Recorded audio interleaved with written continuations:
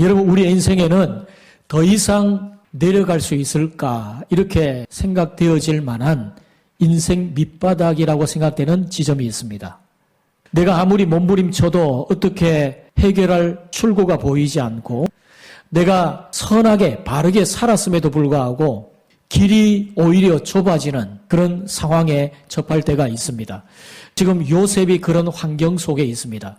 요셉은 형들에 의해서 종으로 팔렸고 또 유혹의 현장 속에서 있었고 유혹을 이겼지만 억울한 누명으로 감옥에 들어갔습니다.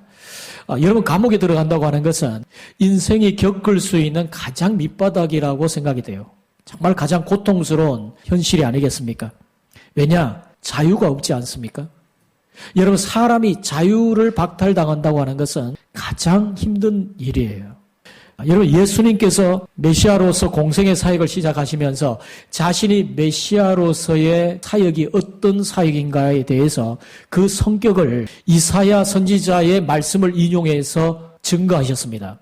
이사야 61장 1절 이하의 말씀에 보면 이런 내용이 나옵니다. 주의 영이 내게 내리셨으니 이는 여호와께서 내게 기름을 부으사 가난한 자에게 아름다운 소식을 전하게 하려 하심이라. 나를 보내사 마음이 상한 자를 고치며 포로된 자에게 자유를, 갇힌 자에게 노임을 선포하며. 아멘.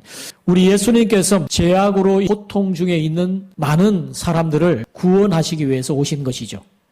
그런데 주님이 죄악으로 인해서 고통당하는 자들을 대표적인 세 가지 표현으로 말씀을 하십니다. 어떻게 표현하시죠? 마음이 상한 자, 포로된 자, 갇힌 자. 이 세 가지 표현을 하세요.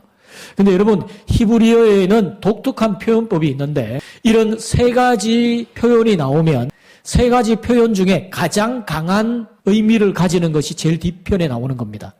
이것을 점층적 구조라고 하는 히브리어의 독특한 표현인데, 자, 그렇게 보면, 자, 고통 중에서 가장 큰 고통이 뭐죠? 세 가지 중에서 뭡니까? 갇힌 자는, 갇힌 자. 여러분, 갇혔다고 하는 것은 인생이 당할 수 있는 가장 큰 고통입니다. 여러분, 우리의 인생에도 갇혀있는 듯한 경험을 하는 고통의 순간이 있을 수가 있습니다. 그때는 정말 힘들죠. 여러분, 남자들은 군대 이야기를 평생 합니다. 그래서 여자들은 별로 좋아하지 않아요.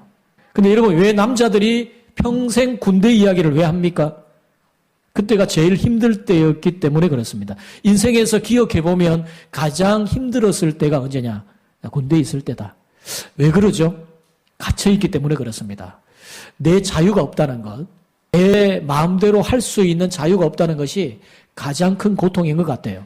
요즘에는 그래도 군대가 많이 좋아졌다, 그래서 편하다 이렇게 이야기를 하지만, 근데 여러분, 젊은 군대 간 청년들에게 그 말 하면 안 됩니다. 젊은 청년들이 나름 힘듭니다. 군대 생활에서. 제일 힘든 게 뭘까요? 갇혀 있다는 거예요. 내 마음대로 자유가 없다는 것, 이게 가장 힘든 거예요. 그래서 그 군대 생활하는 청년들 많이 힘든데 지금 제 막내도 군대에 가 있습니다. 지난번 휴가를 와서 이야기를 하는데 훈련병으로 훈련소에 처음 입소를 했을 때 첫날 잠이 오지 않더랍니다. 그리고 거의 모든 동료들이 다 멘붕이 왔어요. 갑자기 통제되고 억압받는 그 현실이 너무 힘든 거예요. 그래서 심지어 동료들 중에서는 모포를 뒤집어 쓰고 우는 동료도 있었답니다. 그만큼 갇혀있다는 것이 힘든 거죠. 근데 여러분, 감옥은 더 합니다. 감옥은 이 자유가 제한받는다는 것, 더 힘든 것이죠.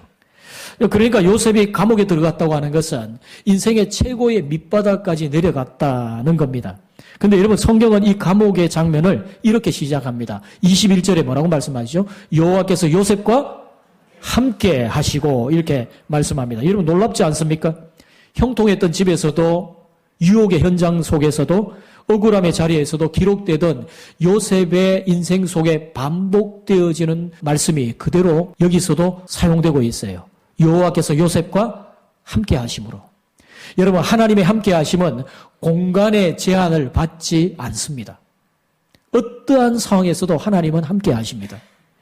여러분 오늘 함께 하심이 이 요셉의 감옥 속에 있는 그 인생 밑바닥 속에서 어떻게 역사하셨는지 우리가 말씀을 보면서 우리의 인생 속에서도 있을 그 인생 밑바닥에서 하나님은 과연 어떻게 역사를 하시는가 우리가 함께 말씀을 살펴보겠습니다. 자, 첫 번째로 감옥은 하나님의 임재가 사라진 곳이 아니라는 것입니다. 여러분 믿습니까? 여러분 우리의 삶에도 어쩔 수 없이 당하는 인생 감옥 같은 현실이 있을 수 있습니다. 여러분 그때 흔히 감옥 같은 시간을 이렇게 표현을 합니다. 여기서는 하나님이 계시지 않은 것 같다.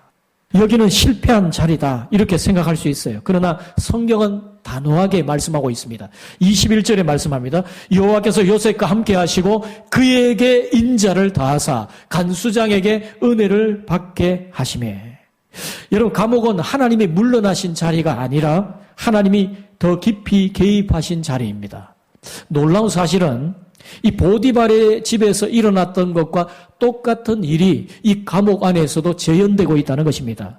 요셉이 들어간 감옥이 왕의 중재인을 가두는 감옥이라고 제가 지난번 말씀드렸죠. 이 감옥은 소위 나라 안에서 주요 범죄자들 고위 관직에 있는 사람들이 죄를 범했을 때 들어오는 일종의 정치범 수용소와 같은 구치소와 같은 그런 곳이라고 볼 수가 있는데 여러분 그래도 아무리 그렇다 할지라도 감옥은 감옥 아닙니까? 자유가 없는 감옥이죠. 그리고 간수장은 범죄인들을 다루다 보니까 자연스럽게 딱딱하고 굉장히 냉정한 사람일 수밖에 없을 겁니다. 여러분 요셉에게 후한 대우를 해주었을까요? 그럴 리가 없죠. 그리고 여러분 요셉이 지금 감옥에 들어온 죄명이 뭡니까? 강간미수범입니다. 그것도 종으로서 주인을 성추행하려 했던 그런 강간미수범의 죄로 감옥에 들어온 거예요. 그러면 간수장이 이 요셉에게 특별 대우를 해줄 이유가 전혀 없습니다. 그런데 놀라운 사실은 이 감옥 속에서 하나님의 함께 하심으로 간수장으로부터 요셉이 은혜를 받게 하셨다라고 기록을 하고 있습니다. 요셉한테 왠지 모를 거룩한 매력이 있었다는 거죠. 여러분 요셉이 어디에 있든지 하나님이 요셉과 함께 하셔서 힘 있는 사람들로부터 은총을 받게 하셨습니다. 여러분 하나님은 힘 있는 사람들의 마음을 움직이실 수도 있는 분이세요. 여러분 믿으십니까? 여러분 우리가 느헤미야 말씀에 보면 느헤미야가 자주 표현하는 표현법이 있습니다. 그게 뭐냐면 하나님의 선한 손이 나를 도우심으로. 여러분 느헤미야 2장 8절에 보면 느헤미야가 왕에게 뭔가 하고 싶은 말이 있었어요. 근데 그게 어떻게 표현을 하느냐 하면 이렇게 표현합니다. 내 하나님의 선한 손이 나를 도우심으로 왕이 허락하고 이렇게 말씀합니다. 여러분 하나님의 함께 하심은 위에 있는 권세자들의 마음을 움직이실 수도 있다는 거예요. 여러분 저는 여러분과 여러분의 자녀들이 어디를 가든지 하나님이 함께 계셔서 사람들로부터 은혜를 받게 하시는 그런 놀라운 축복을 베풀어 주시기를 다시 한번 주님의 이름으로 축원드립니다. 여러분 우리가 흔히 밉상이다 이런 말을 합니다. 밉상. 그 옆 사람 한번 보세요. 혹시 밉상이 아니냐? 아닌 것 같습니까? 볼 때에 그렇게 호감이 가지 않는 인상이 소위 이제 밉상이라고 이야기를 합니다. 근데 여러분 여성분들 좋아하지 않겠지만 군대 이야기 한번 해보겠습니다. 군대 생활할 때 훈련 받을 때 제 동료 중에 늘 조교들로부터 얻어맞고 얼차례를 당하고 쟤는 찍혔나 왜 그러나 이런 동료가 있었어요. 조교가 뭐라 그러냐면 너 지금 불만이야. 왜 그렇게 똥 씹은 표정이야. 이러면서 이제 때리는데 나중에 이 동료가 너무 억울했던지 뭐라고 말했냐면 제 얼굴 원래 그런데요. 여러분 정말 안타깝죠? 여러분 표정이 정말 중요합니다. 그 사람의 표정 속에 온유함이 있는가 평안이 있는가 잘생겼다기 이전에 사람의 표정을 볼 때 왠지 모를 끌리는 매력이 있는 그런 사람이 있거든요. 여러분 가끔씩 거울 보십니까? 여러분의 얼굴에 좀 책임을 지세요. 가끔씩 거울 좀 보시고 내가 얼굴이 좀 밉상이다 여러분 그렇게 느껴지면 볼펜이라도 좀 물고 계세요. 가끔씩 사람들이 인복이 있다 이런 말을 하잖아요. 저 사람은 인복이 있다. 근데 여러분 요셉의 경우를 한번 보세요. 인복은 하나님의 함께 하심을 통해 오는 겁니다. 저는 다시 한번 여러분을 축복합니다. 여러분과 여러분의 자녀에게 하나님의 함께 하심으로 인복이 있기를 주님의 이름으로 축복합니다. 인복이 있어야 돼요. 여러분, 요셉은 복의 사람이죠. 요셉이 가는 곳마다 주위의 사람들이 복을 받아요. 그러니 여러분, 그에게 잘해줄 수밖에 없는 거죠. 여러분, 혹시 여러분이 뭐 자영업을 하시든지 아니면 남의 밑에서 일을 하든지 상관없이 여러분이 가는 곳마다 복이 임하는 은혜가 있기를 주님의 이름으로 축복합니다.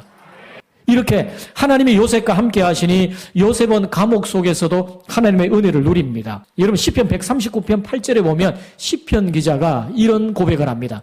내가 하늘에 올라갈지라도 거기 계시며 수월에 내 자리를 펼지라도 거기 계신나이다. 여러분, 우리 하나님은 어디든지 여러분과 함께 하신 줄 믿습니다. 심지어 내가 수월에 있을지라도 깊은 나락에 떨어져 있을지라도 하나님은 거기서도 우리와 함께 계신다라고 말씀합니다. 여러분, 우리의 인생에서 하나님이 계시지 않을 것 같은 자리가 있다면 바로 그곳이 하나님의 임재를 가장 새롭게 또 크게 경험할 수 있는 자리라는 사실을 여러분 잊지 마시기를 바랍니다. 그래서 여러분, 찰스 스펄전 목사님이 이런 말씀을 하셨어요. 하나님의 자녀가 가장 낮은 곳에 있을 때 하나님의 임재는 가장 가까이 있다 그랬습니다. 내가 가장 미천하고 힘든 상황, 내가 가장 고통 속에 있다고 생각할 그때에 하나님은 가장 가까이 와 계신다. 그 말씀이죠. 여러분, 팀 켈러 목사님이 말씀하셨어요.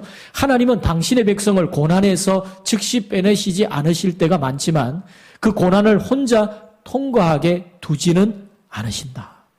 고난의 순간에 여러분 홀로 나 혼자 남겨져 있다 그렇게 생각되십니까? 여러분, 혼자가 아닙니다. 하나님이 그 자리에서도 함께 하시는 줄 믿으시기를 바랍니다.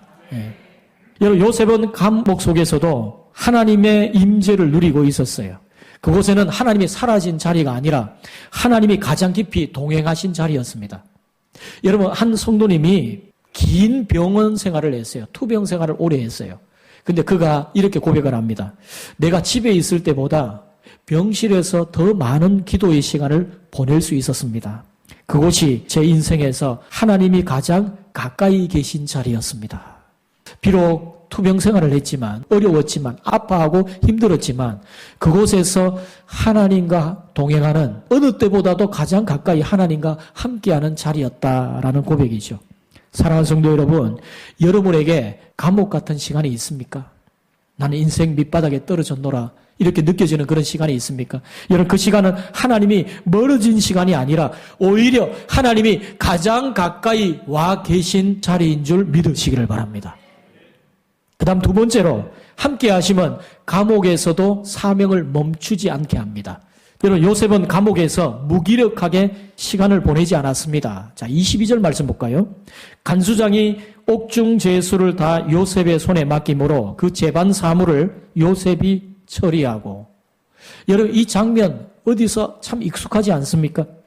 보디발의 집에서도 일어났던 그 일이 지금 감옥 속에서도 그대로 재현되고 있습니다. 여러분, 이 요셉의 삶 속에 반복되는 내용이 있어요. 그게 뭡니까? 신뢰, 맡김, 형통이라는 거예요.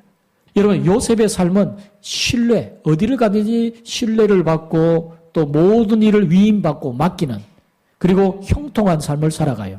요셉이 보디발의 집에 있을 때 어떠했습니까? 주인이 요셉을 신뢰해서 모든 가정의 일을 요셉에게 맡기죠. 그리고 또 형통한 삶을 살아갑니다. 여러분, 어떤 분이 그러시더라고요. 슬기로운 감방 생활의 원조가 요셉이라는 거예요. 여기서 더 나아가서 은혜로운 감방 생활의 원조가 요셉입니다. 요셉은 그 속에도 은혜를 누렸습니다. 보디발이 요셉을 신뢰해서 온 집안의 일을 맡기니 그 온 집안의 일이 형통하게 되더라. 여러분, 이 감옥에서도 이 사실이 그대로 재현되고 있는데, 여러분, 환경이 사람을 바꾸기도 합니다만은 또한 반대로 사람이 환경을 바꾸기도 해요. 요셉은 최악의 환경 속에서 최선의 결과를 가져다주는 그런 사람이었습니다. 여러분, 환경 탓하지 마세요. 제가 우리 청년들, 우리 청소년들, 우리 다음 세대 분들에게 꼭 부탁을 드립니다. 여러분, 부모 탓하지 마세요. 나는 왜 이런 가정에서 태어났는가? 여러분, 그런 말 하면 안 됩니다. 뭐 그때는 가정이라 그러지 않죠. 내가 왜 이 집구석에서 태어났나? 그런 말 하지 마세요. 우리는 환경을 이겨나갈 수 있는 사람입니다. 여러분, 요셉이 그런 사람 아닙니까? 요셉이 좋은 환경에서 좋은 일이 생긴 게 아니고 요셉이 하나님의 사람이니까 나쁜 환경 속에서도 그는 좋은 결과를 가져다 주는 그런 사람이었죠. 최악의 환경 속에서도 최선의 자리로 그 자리를 만들어가는 그 사람이 바로 요셉이었단 말이죠. 그러니까 여러분, 환경보다 더 중요한 것은 그 사람 자체입니다. 우리의 인생은 환경의 문제가 아니라 하나님과의 관계에 문제가 있어요. 하나님과의 관계가 바로 서면, 하나님의 임재 속에 살아가면 어떠한 환경 속에서든지 우리는 환경을 이기고 승리하게 될 줄 믿으시기를 바랍니다. 여러분, 인생의 모든 것은 결국 하나님과의 관계입니다. 여러분, 두려워하지 마십시오. 하나님이 여러분과 함께 하시니 환경도 바꾸어 주시고 어떠한 환경 속에서도 여러분 가운데 하나님의 임재하심을 통하여서 환경을 정복하고 승리의 삶을 살게 될 줄 믿습니다.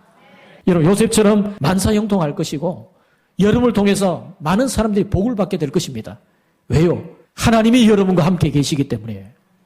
그 능력은 환경에 있는 게 아니고 내게 능력이 있는 게 아니고 하나님의 주시는 은혜로 우리는 그렇게 살아갈 수가 있는 겁니다.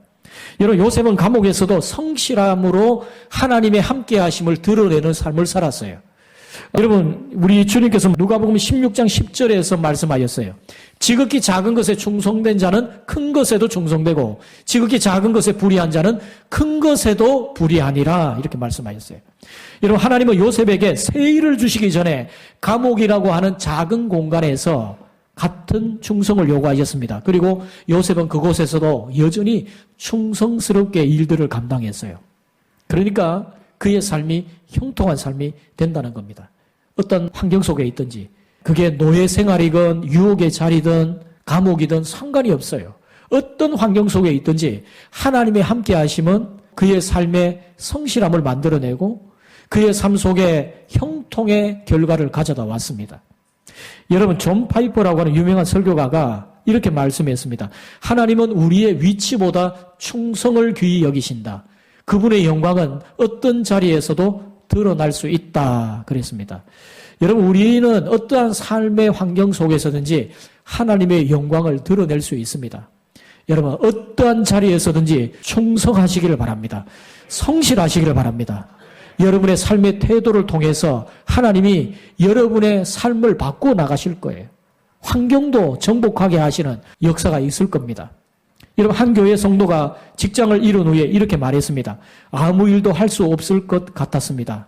그러나 그는 그 시간을 허비하지 않았습니다. 나름 열심히 기도하고 최선을 다해서 섬겼어요. 그리고 나중에 그가 다시 일어나서 이런 고백을 합니다. 그때 제 인생이 멈춘 줄 알았는데 하나님은 저를 준비시키고 계셨습니다. 그 낮은 자리에서 저를 준비시키고 계셨습니다. 여러분, 그렇습니다. 함께 하시면 감옥에서도 사명을 멈추지 않게 합니다. 사랑하는 성도 여러분, 함께 하시면 우리를 멈추게 하지 않고 어떠한 자리에 있어든지 때로는 인생 감옥 같은 그런 현실 속에서도 사명으로 살아가게 만드는 줄 믿으시기를 바랍니다. 자, 마지막 세 번째로 감옥에서의 형통은 다음 무대를 위한 준비입니다. 이런 본문의 마지막 절은 조용하지만 아주 매우 강렬합니다. 자, 23절 우리 같이 한번 읽어보십시다. 간수장은 그의 손에 맡긴 것을 무엇이든지 살펴보지 아니하였으니 이는 여호와께서 요셉과 함께 하심이라. 여호와께서 그를 범사에 형통하게 하셨더라. 할렐루야. 여러분, 이 말씀 그대로 또 적용되죠. 간수장이 요셉을 신뢰해요. 그러니까 무엇이든지 요셉에게 맡긴 것은 살펴보지 않을 정도로 신뢰합니다. 그리고 더 그에게 맡기고 결국 요셉의 삶은 형통하게 되더라. 이게 요셉의 삶의 공식처럼 임하는 하나님의 함께 하심이죠. 여러분, 함께 하심은 요셉의 태도를 통해서 그대로 나타나죠.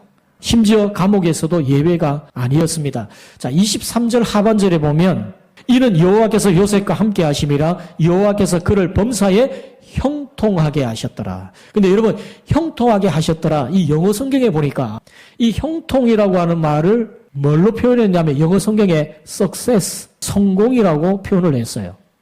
저는 이 표현을 보면서 참 재미있다 이런 생각을 했습니다. 왜냐하면 여러분, 감옥에서 성공하면 뭐합니까? 어차피 감옥인데.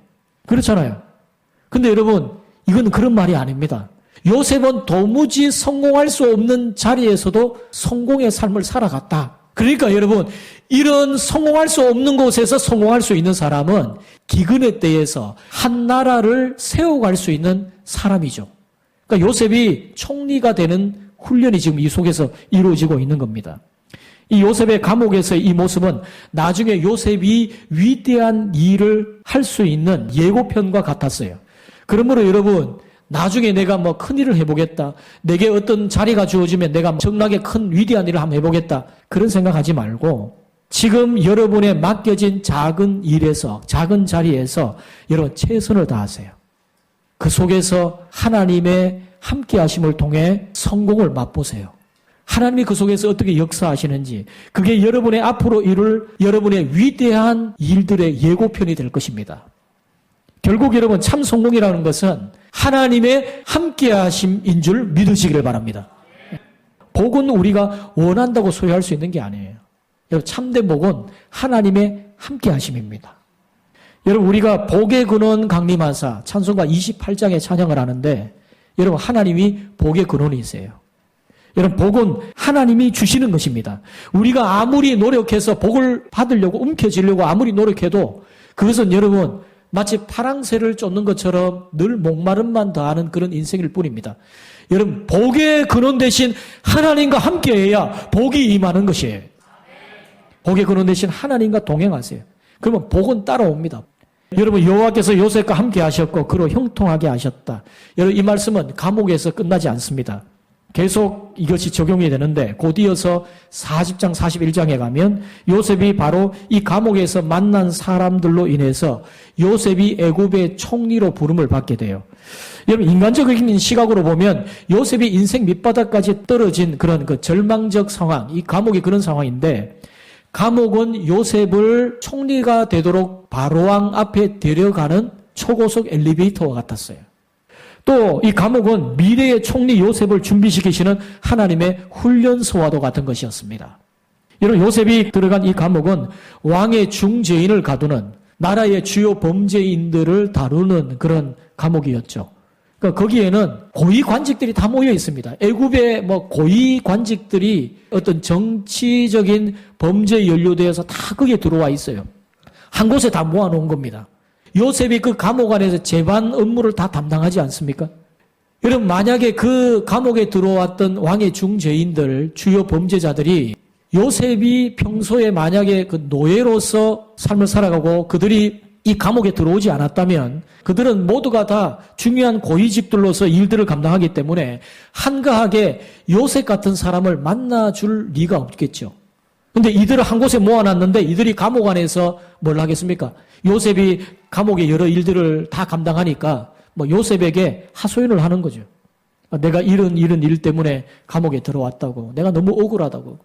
이 나라에 뭐 이런 일이 있고 왕으로부터 내가 어떤 일이 있었고 뭐 그런 이야기를 하는데 요셉이 가만히 들어보니까 이것이 궁중 안에서 일어나는 많은 일들일 거예요. 그죠? 이 애굽이라고 하는 나라에 일어나는 정세들, 정치적인 여러 상황들이나 이런 모든 것들을 마치 쪽집게 가회를 하듯이 요셉에게 다 교육을 시켜주는 겁니다. 그 감옥 안에서. 요셉이 그것을 다 듣고 총리로서의 모든 정세를 파악할 수 있는 능력이 여기서부터 길러지는 거죠.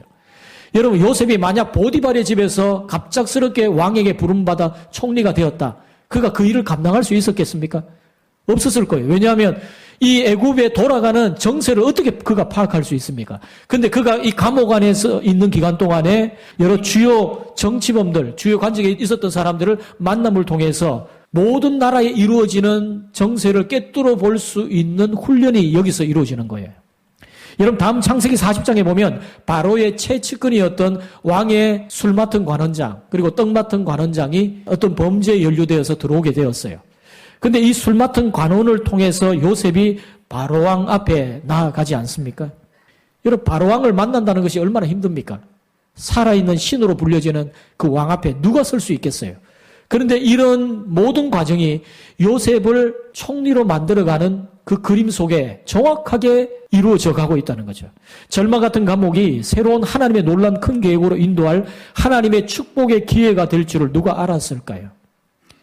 여러분, 감옥은 끝이 아니라 연결점이었습니다. 요셉을 향해 하나님이 가지고 계신 축복의 그림으로 가는 문턱이었습니다. 여러분, 요셉의 인생은 어디를 가도 반드시 축복으로 결론 나게 되어 있습니다. 왜? 하나님이 함께 하시기 때문에. 저와 여러분의 인생에도 하나님의 함께 하심으로 모든 일들이, 그 모든 인생의 결론들이 형통으로 끝나게 될 줄 믿으시기를 바랍니다. 여러분, 하나님의 일에는 항상 때가 있죠. 우리는 그때를 알지 못하지만 하나님은 절대로 늦는 법이 없습니다. 하나님의 때는 정확해요. 요셉에게 임하는 하나님의 시간표를 보세요. 네, 여러분, 요셉의 하나님은 우리의 하나님이신 줄 믿습니다. 우리의 하나님이 정확하세요. 여러분, 독일 나치에 항거하다가 감옥에서 순교하셨던 디트리 본 헤퍼 목사님이 있습니다. 어떤 분은 이분의 신학을 감옥 신학이다 이렇게 이야기를 했어요. 그러니까 감옥에 대해서 누구보다 잘 아는 그런 분이겠죠. 이분이 이런 말씀을 하셨거든요. 하나님은 고난을 멀리서 설명하지 않으시고 그 고난 한가운데로 우리와 함께 들어오신다. 하나님은 우리가 이해하지 못하는 길로 가장 확실한 목적지에 이르게 하신다. 그랬어요. 여러분, 하나님은 감옥 같은 하루를 통해 내일의 문을 여십니다. 여러분의 인생에도 감옥 같은 현실, 너무나 답답하고 힘든 현실이 있을 겁니다. 근데 여러분, 그런 인생의 감옥 같은 현실을 통해서 하나님은 내일의 문을 열어가시는 분이세요. 사랑하는 성도 여러분, 요셉의 인생을 간통하는 단 하나의 고백이 있습니다. 여호와께서 요셉과 함께 하심으로. 할렐루야. 네. 여러분, 종의 자리에서도 유혹의 자리에서도 억울함의 골짜기에서도 그리고 감옥에서도 하나님의 함께 하심은 한 번도 요셉을 떠나지 않았습니다. 여러분, 함께 하심으로 빚어지는 인생, 이런 주제로 제가 4주 동안 말씀을 드렸는데 우리 말씀을 한번 정리해 보십시다. 여러분, 함께 하심은 형통의 시작이 됩니다. 하나님의 함께 하심이 형통이에요. 그리고 함께 하심은 유혹을 거절할 힘이 된다는 것이죠. 또 함께 하심은 억울함을 견디게 만듭니다. 또 함께 하심은 비록 감옥에 있을지라도 우리로 하여금 사명의 길을 걷게 하고 또 하나님의 은혜를 흘려보내는 역사를 이루는 것입니다. 사랑하는 성도 여러분, 혹시 여러분의 삶이 지금 감옥처럼 느껴지십니까? 출구가 보이지 않으십니까? 지금 인생 밑바닥에 떨어진 것 같은 그런 마음이 있으십니까? 하나님은 여전히 여러분과 함께 하시는 줄 믿습니다.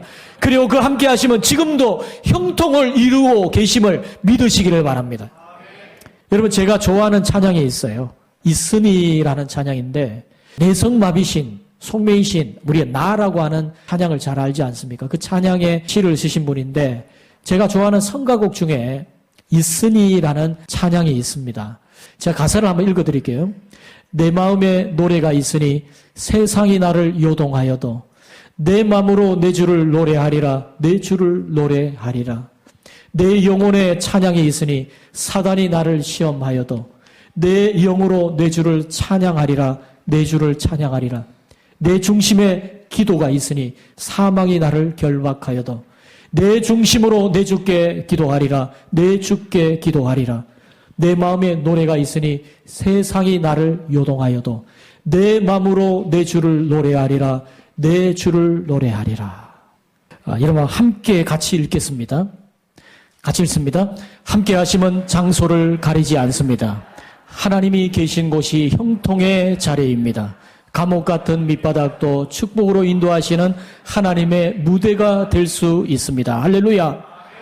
저를 함께 따라해 보겠습니다. 감옥은 멈춤이 아니라 준비의 자리다. 여러분, 믿으십니까? 사랑하는 성도 여러분, 어떠한 상황에서든지 하나님의 함께 하심을 굳게 믿으시기를 바랍니다. 지금의 현실이 하나도 이해가 되지 않을지라도 믿음은 이해가 아니라 신뢰라는 사실을 잊지 마십시오. 이 감옥 같은 인생 밑바닥에서도 여전히 나와 함께 하시고 나를 붙들고 계시는 하나님의 은혜를 누리는 우리 성도들이 되시기를 바랍니다. 사랑하는 성도 여러분, 최후 승리를 얻기까지 주의 십자가 굳게 붙드시고 하나님과 함께 하심을 100배 즐기는 여러분의 인생이 그런 복된 인생 되시기를 다시 한번 주님의 이름으로 축원드립니다.